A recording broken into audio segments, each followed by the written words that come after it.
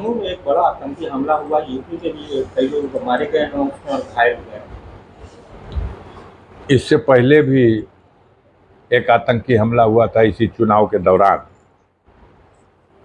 जिस दिन वो हमला हुआ उस दिन भी जम्मू और कश्मीर के उपराज्यपाल महोदय गाजीपुर में चुनाव लड़ा रहे थे। अब आज भी पता करिए, कहीं मंत्रिमंडल के विस्तार के अवसर पर दिल्ली में न रहे हैं। सर, देश की सुरक्षा को लेकर और जम्मू कश्मीर में धारा 370 को लेकर बीजेपी ने लगातार चुनावी मुद्दा बनाया, तो उसी बीच ये आतंकी हमला आप किस दृष्टि से देखते हैं? अरे, असली काम तो देश की जनता ने कर दिया। पहले जो बेलगाम इनकी सत्ता में जो सोचा वो कर दिया, वो कह दिया। आज बैसाखी पे खड़ी ये सरकार है और दोनों बैसाखियों में जो नीचे वाशर लगा हुआ है वो बड़ा ही चिकना है, स्लिप करता है अक्सर। तो देखना पड़ेगा, बड़ा संभल के कदम बढ़ाना पड़ेगा। दोनों के एजेंडे को देख लीजिए और दोनों का जो विचारधारा है देख लीजिए। सरकार तो बन गई जोड़ तोड़ करके, चलेगी कैसे? देश की जनता के सामने जो समस्या है, बेरोजगारी की सबसे बड़ी समस्या, उसका समाधान क्या करेगी सरकार? जो बढ़ी हुई महंगाई है, इस महंगाई पर कैसे नियंत्रण पाएगी सरकार? जो गिरती हुई कानून व्यवस्था की स्थिति है, उसके संबंध में क्या दृष्टिकोण अपनाएगी सरकार?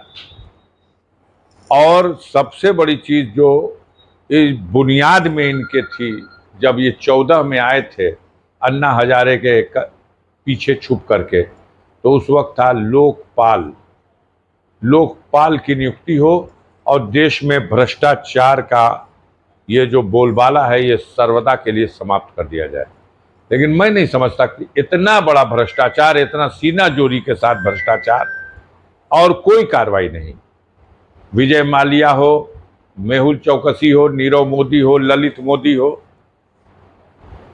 सैकड़ों ऐसे नाम हैं जो उन्होंने देश के खजाने को लूटा है। कार्रवाई के नाम पे कुछ भी नहीं।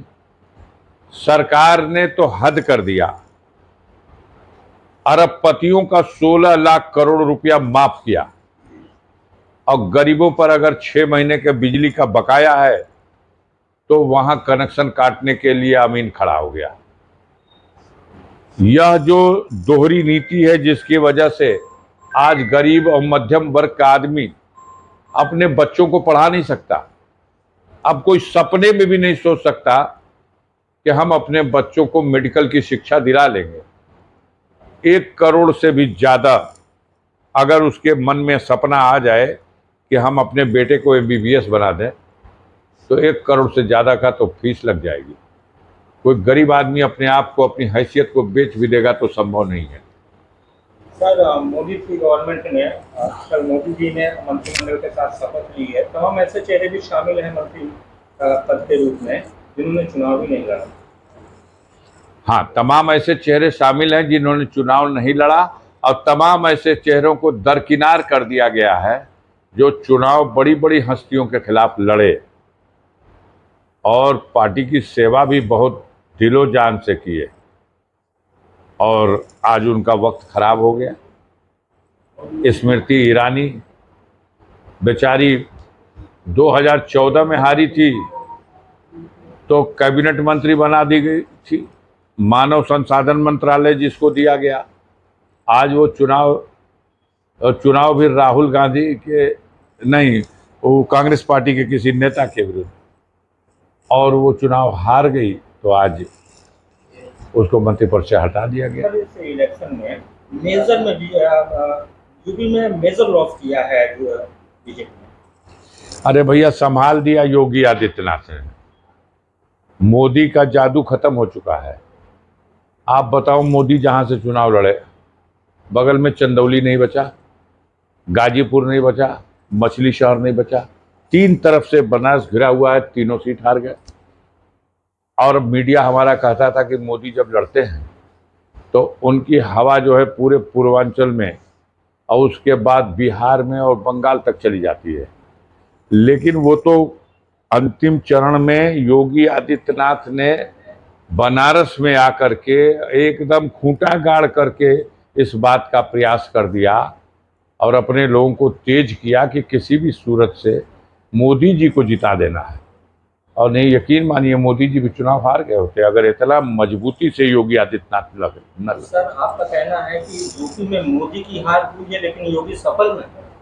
हमारा ये मानना है कि 33 सीट जो मिली है उसमें 30 सीट योगी आदित्यनाथ के प्रयासों, मेहनत और उनके चेहरे पर 30 सीट लौट के आ गई। 3 सीट होगी जो भारतीय जनता पार्टी, उनका समीकरण या मोदी जी के चेहरे पे आई होगी। सर, केसी त्यागी का कल बयान एक आया था कि इंडिया गठबंधन ने जो नीतीश कुमार को जो पीएम बनाने के लिए ऑफर किया था। केसी त्यागी जी बहुत बड़े नेता है, मैं उनका बड़ा सम्मान करता हूं और जिसके साथ रहते हैं चट्टान की तरह खड़े रहते हैं। और एक बार एक समय ऐसा आया था जब मैं कम्युनिस्ट पार्टी से और समाजवादी पार्टी के ज्वाइनिंग का फैसला लिया था।